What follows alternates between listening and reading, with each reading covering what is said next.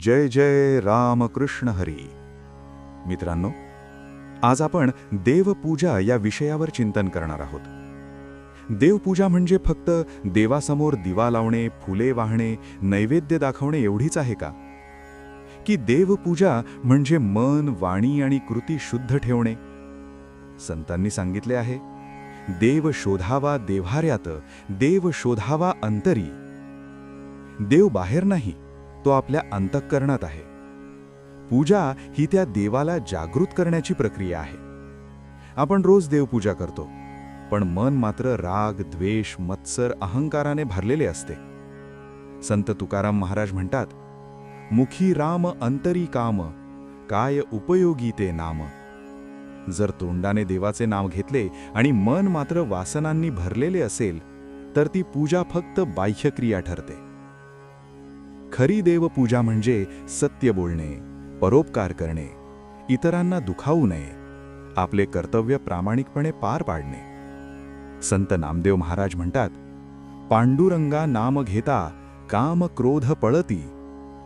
देवाचे नाम हे अंतःकरण शुद्ध करते. नामस्मरण हीच श्रेष्ठ पूजा आहे.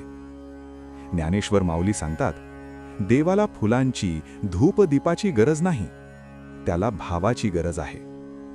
भावे वीण देव न भेटे, भाव हाची देव.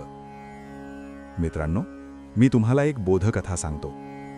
एकदा एक श्रीमंत माणूस रोज मंदिरात जाऊन मोठ्या थाटात पूजा करायचा.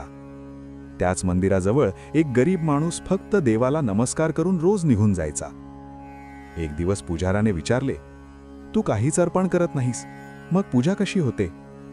तो गरीब म्हणाला, माझे कष्ट, माझे प्रामाणिक श्रम आणि कुणाला न दुखावण्याचा माझा प्रयत्न, हेच मी देवाला अर्पण करतो. मित्रांनो, यांच्यातून असा बोध होतो, देवाला सोनं चांदी नको, देवाला शुद्ध हृदय हवे. आपण म्हणतो, मी फार मोठा भक्त आहे, पण घरात आईवडिलांशी उद्धटपणा, कामावर प्रामाणिकपणा नाही, समाजात अन्याय पाहून गप्प बसतो, मग ती भक्ती कशी खरी? संत तुकाराम म्हणतात, जे जे भेटे भूत, दया करावी त्यात. दया, क्षमा, प्रेम, सेवा हीच देवपूजेची खरी फुले आहेत. जिथे प्रेम आहे तिथे देव आहे, जिथे सेवा आहे तिथे देव आहे, जिथे अहंकार नाही तिथे देव आहे. देवपूजा म्हणजे स्वतःला थोडे थोडे चांगले बनवत जाणे.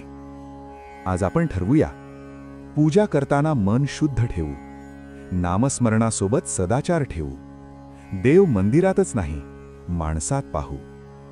शेवटी संत तुकारामांचं म्हणणे आहे, आम्हा घरी धन शब्दांचीच रत्ने, शब्दांचीच शस्त्रे यत्न करी. आपले विचार शुद्ध असतील, वाणी मधुर असेल, आचरण चांगले असेल, तर तीच खरी देवपूजा. चला तर मित्रांनो, पुन्हा भेटू अशाच एका नव्या विचारासोबत. जय जय रामकृष्ण हरी. जय भवानी, जय शिवाजी.